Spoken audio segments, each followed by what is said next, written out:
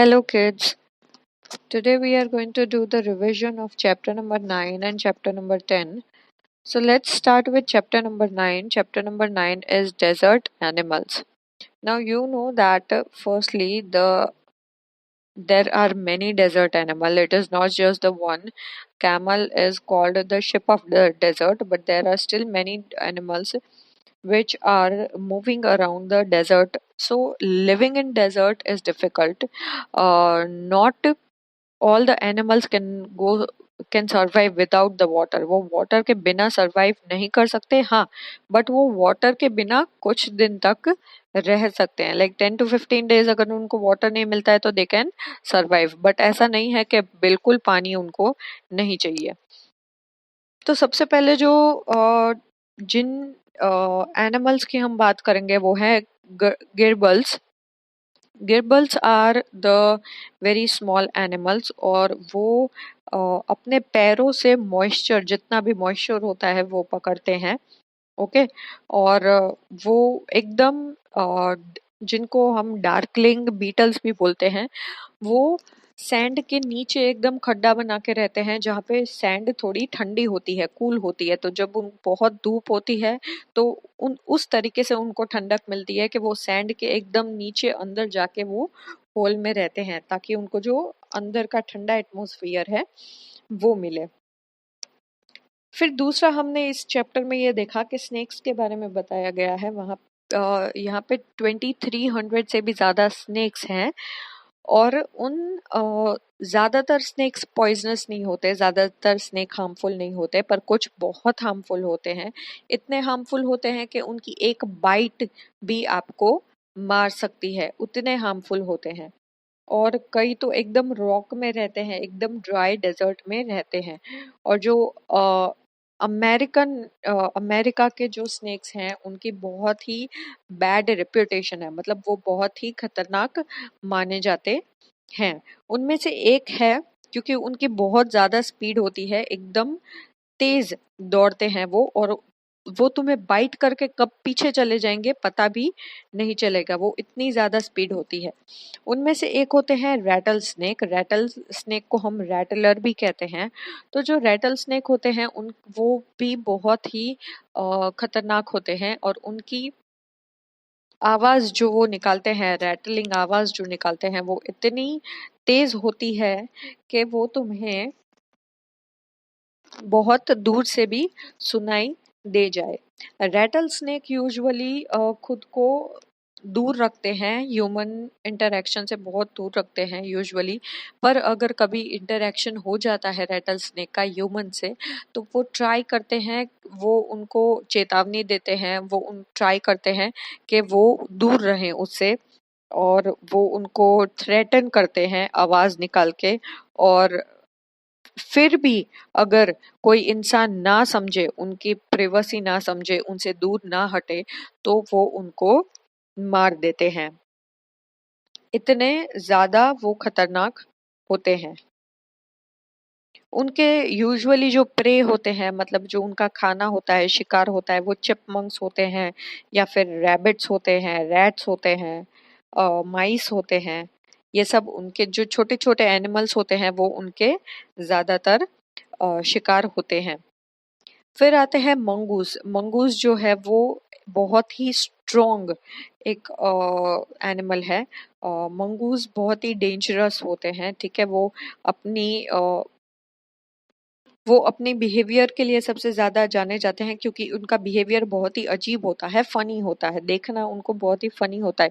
क्योंकि वो किसी के भी होल में अपना नाक डालेंगे, मतलब नोज पे पोक करेंगे, फिर खुद के पॉ को स्क्रैच करेंगे, और ऐसे सब वो अम्यूजिंग थिंग्स करते हैं जो कि हमें देखना बहुत इंटरेस्टिंग लगता है. वो सब एक साथ रहना पसंद करते हैं और वो एक साथ ही हंट करना पसंद करते हैं. और मंगूस खुद को हर्ट किए बिना स्नेक को मारने के लिए जाने जाते हैं, क्योंकि वो इतने फास्ट होते हैं, इतने क्विक होते हैं.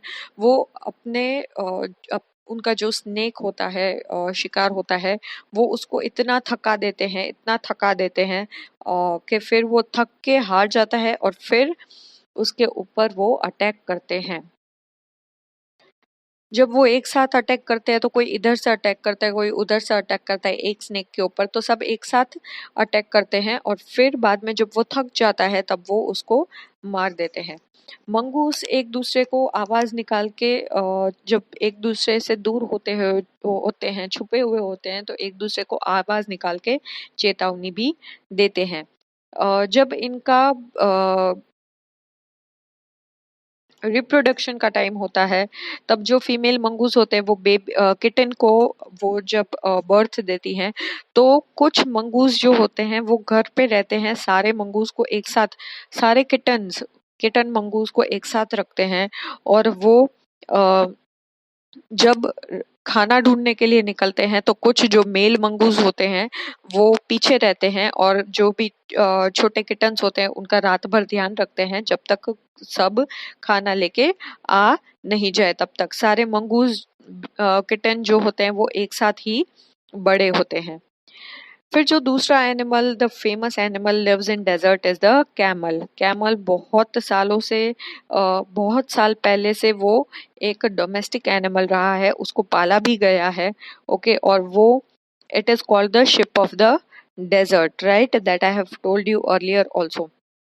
It can drink 30 gallons at a time. अगर वो बहुत ज्यादा थर्स्टी हो तो वो 30 गैलन्स तक, मतलब 500 वाटर ग्लासेस तक वो पी सकता है खाली 10 मिनट्स में। वो इतना उसके अंदर वो पावर होती है।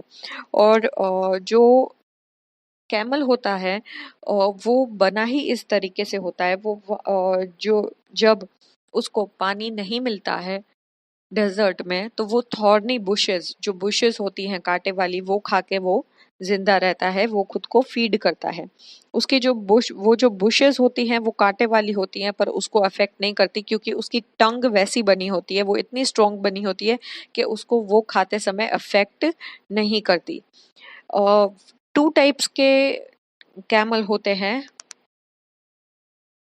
One is dromedary and second one is Bactrian. Dromedary ऐसे कैमल होते हैं जिनका एक हम्प होता है, पर बैक्टीरियन ऐसे कैमल्स होते हैं जिनके दो हम्प होते हैं पीछे।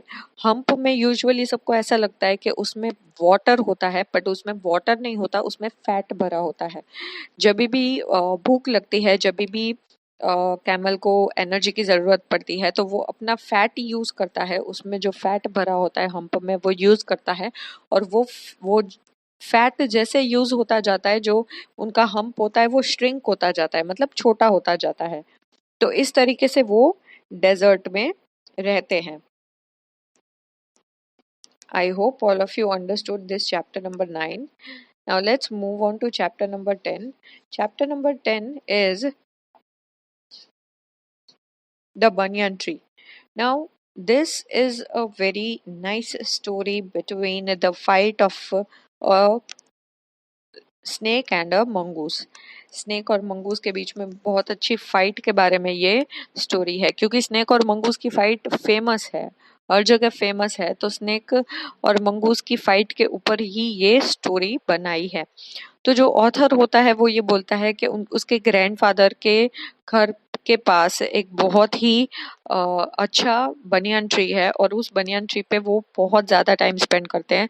वो उसमें ऊपर चढ़ जाते हैं और वो बोलते हैं कि ये ट्री मेरा है, मैं ऊपर से वो सब देख सकता हूँ।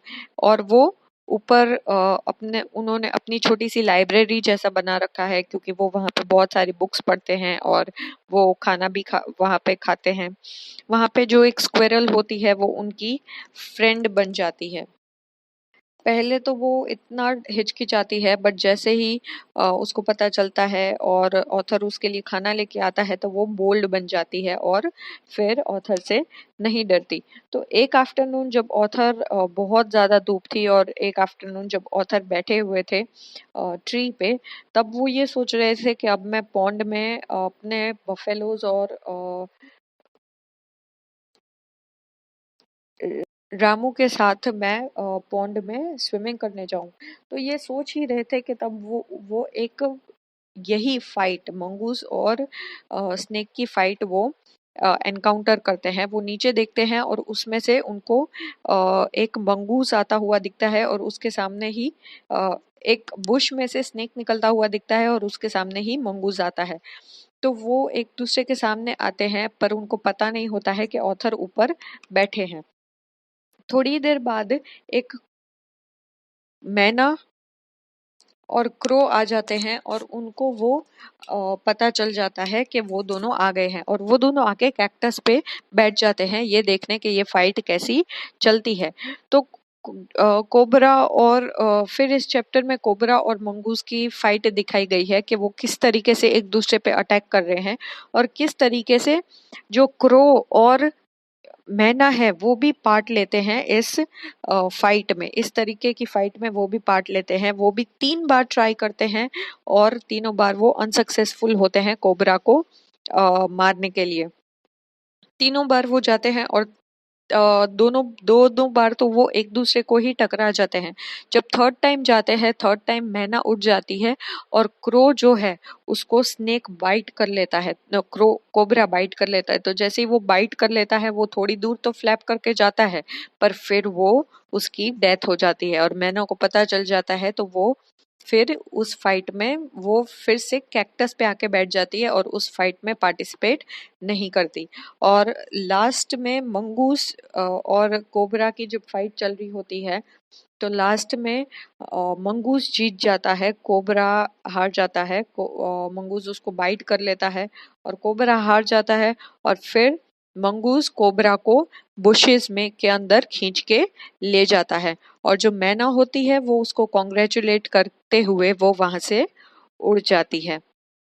तो इस तरीके की बहुत ही इंटरेस्टिंग स्टोरी है। इसमें पूरी फाइट दिखाई गई है कि कोबरा और मंगूस कैसे फाइट करते हैं, कितने क्विक होते हैं, वो एक दूसरे को कितना हेट करते हैं, और कैसे वो इंटेंसिवली फाइट करते हैं।